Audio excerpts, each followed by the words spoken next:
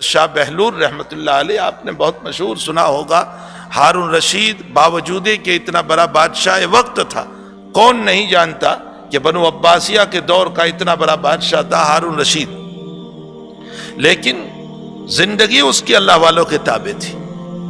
دولت، عہدہ اور مقام کے ہوتے ہوئے وہ اللہ والوں کے قدموں میں بیٹھنے والا تھا، اس کے سامنے اللہ والوں کی عظمت تھی، اس کی نگاہوں میں بزرگوں کی اور اکابر کی عظمت تھی، تو ہارون رشید ان کی خدمت میں جایا کرتا تھا، دعاؤں کا اہتمام کروایا کرتا تھا، ان لوگوں سے دعا کروایا کرتا تھا۔ اس زمانے کے خاص بزرگ کا جو تذکرہ ملتا ہے وہ حضرت شاہ بہلول رحمۃ اللہ علیہ۔ ہارون رشید ان کا دیوانہ بھی تھا، ان کا عاشق بھی تھا، ان کے پاس دعائیں بھی کروایا کرتا تھا، ان کے قدموں میں بیٹھا بھی کرتا تھا، ان کی باتوں کو سنا بھی کرتا تھا۔ اس سلسلے میں ایک واقعہ لکھا ہوا ہے کہ ہارون رشید ایک مرتبہ جب پتہ چلا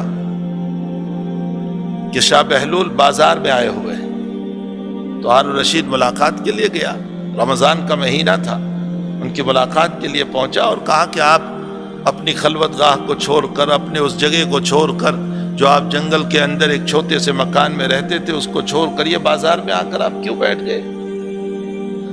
فرمایا کہ میں صلح کرانے آیا ہوں۔ فرمایا صلح کس کی؟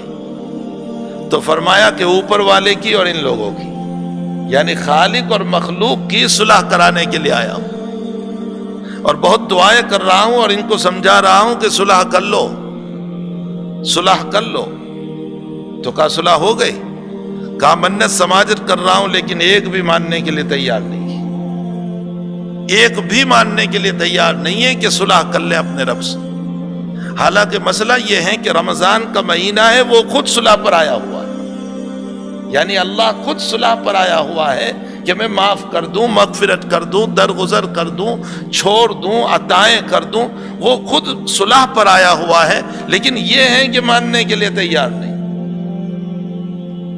کچھ دنوں کے بعد پتہ چلا کہ شاہ بہلول قبرستان میں بیٹھے ہوئے ہیں، یہ بہت مشہور و معروف واقعہ ہے، وہ قبرستان میں بیٹھے ہیں۔